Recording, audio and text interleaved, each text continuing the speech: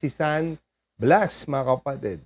Sa mulat-mula pa, si San Blas ay kinilala ng Pintakasi laban sa mga may sakit sa lalamunan.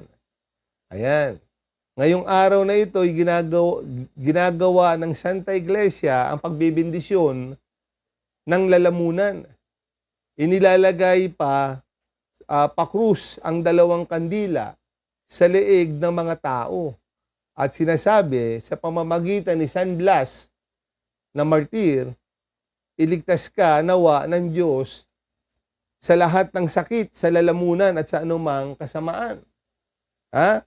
Si San Blas po, mga kapatid, ay isang manggagamot na nahalal na obispo ng Sebaste ng Armenia noong ikatlong siglo po, mga kapatid.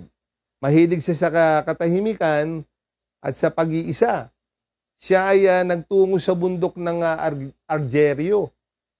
At subalit sinundan doon ng mga tao at pati ang mga hayop upang magpagamot sa kanya. Noon ay mahigpit na inuusig ang mga Kristiyano. Kaya si San Blas ay pinahuli ng gobyerno ng Agrecolos ng Kapadosya. At pagkatapos ng walang awang pagpapahirap sa kanya ng mga tampalasan, siya ay hinagi sa dagat ngunit hindi nalunod. Naglakad sa ibabaw ng tubig hanggang sa pangpang, mga kapatid. Ang isang batang may tinik ay tinik ng isda sa lalamunan ay kanyang pinagaling. Ito ang dahilan kung bakit siya itinuring na Pintakasi ng mga may sakit sa lalamunan. Namatay siya noong 316. Ayan po, napakaganda po pala ang istorya ng ating Pintakasi na si San Blas. Siya po pala ang Pintakasi ng mga may sakit sa lalamunan. Kaya ano raw pong aral na matututunan natin sa kanya? Supilin ninyo ang mga sangkap na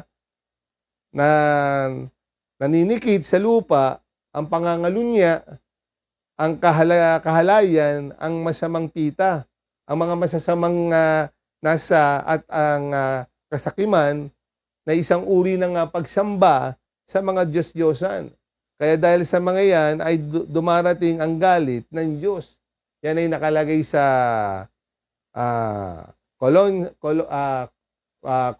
Colossus chapter 3 verse 5, mga kapatid. Amen? Kaya yan po ang ating istorya na may aral. Paki-like and share lang po, click lang po ang notification bell and then subscribe, mga kapatid. Maraming salamat po. Amen?